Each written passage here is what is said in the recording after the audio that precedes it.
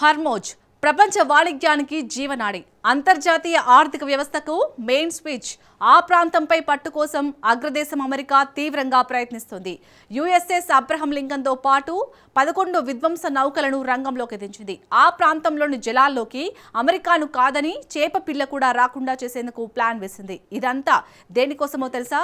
కేవలం ఇరాన్ను లొంగదీసుకోవడానికే. Scene cut చేస్తే తొలి రోజే ట్రంప్కి దిమ్మ తిరిగే షాక్ తగిలింది. అగ్రరాజ్యం అమెరికా నౌకాదళం కళ్ళు గప్పుతూ ఒక్కటి కాదు, రెండు కాదు, ఏకంగా 4 షిప్లు హర్మోజ్ను దాటి వెళ్లాయి. సోషల్ మీడియాలో అమెరికాను ఇరాన్ ఒక ఆట ఆడుకుంది. అసలు హర్మోజ్ దగ్గర ఏం జరుగుతుంది? హర్మోజ్ దిగ్బంధం వాస్తవమా లేక కేవలం అస్త్రమా? అమెరికా నౌకాదళం కళ్ళెదుటే చైనా నౌకలు ఎలా వెళ్ళగలిగాయి? Watch story.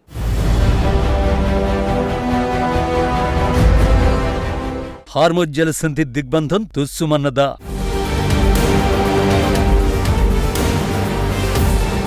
చైనా నౌకలను అమెరికా ఎందుకు అడ్డుకోలేదు?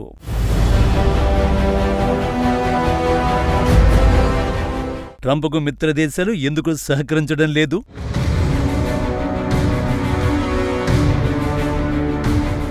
ఇరాన్ చమురు సామ్రాజ్యాన్ని నిర్మించడానికి ఆ దేశ పాలకులకు 40 ఏళ్లు పట్టింది. ఇప్పుడు దాన్ని కూల్చేయాలని డొనాల్డ్ ట్రంప్ భావిస్తున్నాడు. అందులో భాగంగా హార్మోజ్ జలసంధిని దిగ్బంధించేందుకు యాక్షన్లోకి నౌకాదళాన్ని దించాడు. అమెరికా పావును చూస్తే లెక్కల ప్రకారం చాలా శక్తివంతమైనదిగా అనిపించవచ్చు, కానీ హార్మోజ్ను బ్లాక్ చేయడం అనేది అంత సులువు కాదు. ఎందుకంటే దిగ్బంధం మొదలై ఒక్కరోజు కూడా గడవక ముందే అమెరికాకు సవాళ్లు ఎదురవుతున్నాయి. అమెరికా దిగ్బంధం ఉన్న చైనాతో సంబంధం ఉన్న ఓ ట్యాంకర్ హార్మోజ్ మార్గంలో ప్రయాణించింది. ఇదేమీ రహస్యంగా వెళ్లిందనుకుంటే పొరపాటే. రెట్టారి పేరుతో ఉన్న ఈ చైనా నౌక యుఏఈలోని షార్జా నుంచి బయలుదేరి రాత్రికి రాత్రి జలసంధి గుండా తూర్పు వైపునకు వెళ్లింది. మురికిషన్ అనే మరో నౌక కూడా చైనాలోని లాంఛన్ నుంచి బయలుదేరి హార్మోజ్ను దాటేసింది. ఈ నౌక చివరికి ఇరాన్లోని ఖేష్మ్ ద్వీపానికి తూర్పున ఉన్నట్టు సముద్ర ట్రాఫిక్ గణాంకాలు వెల్లడి. ఇరాన్లోని బుషెహర్ పోర్టు నుంచి బయలుదేరిన ఆల్పస్ అనే నౌక హార్మోజ్ తూర్పు ప్రాంతం నుంచి వెళ్లిపోయింది. అలాగే ఇరాన్లోని బందర్ ఇమామ్ ఖమేనీ పోర్టు నుంచి హార్మోజ్ జలసంధిని దాటుకుని క్రిస్టియానా అనే 4వ నౌక కూడా వెళ్లిపోయింది. అంటే అమెరికా దిగ్బంధాన్ని విధించిన ఈ నౌకలు సింపుల్ గా వెళ్లే. ట్రంప్ నౌకాదళం మాత్రం ఏమీ తెలియనట్టు ఉండిపోయింది. అమెరికా దిగ్బంధం ఉన్న 4 నౌకలు వెళ్లిపోవడంపై అగ్రదేశాన్ని ఇరాన్ ఎగతాళి చేస్తోంది. అమెరికా నౌకల ప్రకటనలు రాకుండా ట్యాంకర్ కెప్టెన్ ప్రీమియం సబ్స్క్రిప్షన్ కు అప్గ్రేడ్ అయినట్టు ఇరాన్ ఎద్దేవా చేసింది. దీంతో అసలు అమెరికా దిగ్బంధం క్షేత్రస్థాయిలో అమలవుతోందా అనే ప్రశ్న తలెత్తుతోంది.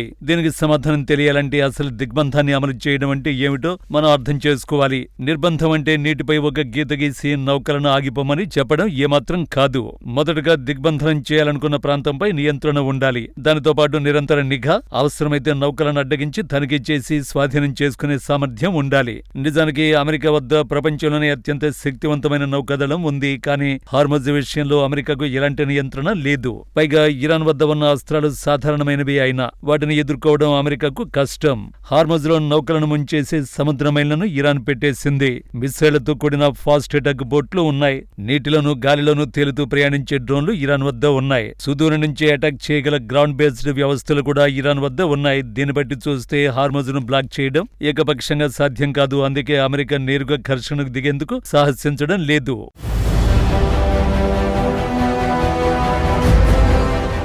ప్రస్తుతం పశ్చిమాసియాలో అమెరికా నౌకాదళానికి చెందిన 15 యుద్ధ నౌకలున్నాయి. ఇందులో యుఎస్ఎస్ అబ్రహం లింకన్ విమానవాహక నౌకతో పాటు 11 విధ్వంసక నౌకలు ఉన్నాయి. ఇవన్నీ హార్మోజ్ దిగ్బంధనంలో పాల్గొనే అవకాశం ఉంది. అయితే ఈ ఆపరేషన్ కోసం ఏ నౌకకు ఎలాంటి బాధ్యత ఇచ్చారన్నది మాత్రం స్పష్టత లేదు. కానీ చరిత్ర మనకు ఒక స్పష్టమైన విషయాన్ని చెబుతోంది.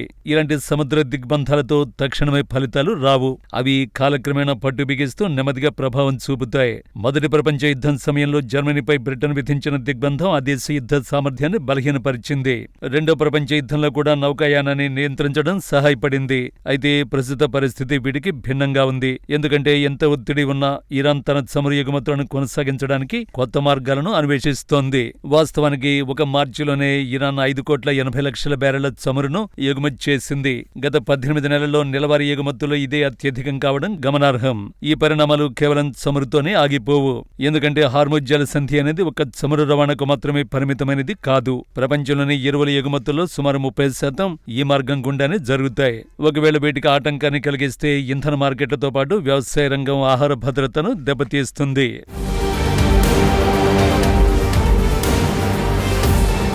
ఒక చమురు సరఫరాలతోనే ప్రపంచం తీవ్రమైన ఒత్తిడిని ఎదుర్కొంటోంది. యుద్ధం మొదలైన నాటి నుంచి చమురు ధరలు 60% పెరిగాయి. ఇప్పుడు ఈ ఒత్తిడి మరింత పెరిగే అవకాశం ఉంది. అందుకే హార్మజును దిగ్బంధించేందుకు అమెరికా మిత్ర దేశాలు వెనుకాడుతున్నాయి. బ్రిటన్, ఫ్రాన్స్ వంటి దేశాలు అమెరికాకు సహకరించడం లేదు. దౌత్య మార్గాల్లోనే సమస్యను పరిష్కరించుకోవాలని సూచిస్తున్నాయి. సౌదీ అరేబియా కూడా ఉద్రిక్తతలు తగ్గించాలని కోరుతోంది. ట్రంప్ విధిస్తున్న ఈ దిగ్బంధంతో ఇరాన్ మరింత ఆగ్రహానికి గురై ఇతర ముఖ్యమైన నౌకాయాన మార్గాలను కూడా మూసివేస్తుందని సౌదీ భయపడుతోంది. అయితే అమెరికా చేస్తున్న ఈ దిగ్బంధనం చట్టబద్ధమైనదేనా? చట్టాల ప్రకారం దిగ్బంధాన్ని అధికారికంగా ప్రకటించాలి. ఎవరి వైపు పక్షపాతం చూపకుండా అందరికీ సమానంగా వర్తింపచేయాలి. తటస్థ దేశాల మార్గాలైన హార్మజ్ వంటి అంతర్జాతీయ జలసంధుల్ని అడ్డుకోకూడదు. అమెరికా దిగ్బంధనం అంతర్జాతీయ చట్టాలను ఉల్లంఘించడమేనని కొందరు వాదిస్తున్నారు. హార్మజ్ ను బ్లాక్ చేయడంతో ప్రపంచ వాణిజ్యాన్ని ట్రంప్ కుప్పకూరుస్తున్నాడన్న విమర్శలు వినిపిస్తున్నాయి. నిజానికి ఇరాన్ లొంగ తీసుకోవాలనే ట్రంప్ ఈ దిగ్బంధానికి దిగాడు. కానీ తొలి రోజే ట్రంప్ కు షాక్ తగిలింది. ఆంక్షలు ఉన్న నౌకలేమో స్వేచ్ఛగా ప్రయాణిస్తున్నాయి. మిత్ర దేశాలేమో అమెరికాకు మద్దతునివ్వడానికి నిరాకరిస్తున్నాయి. ఇటు ఇరానేమో ఎగతాళి చేస్తోంది.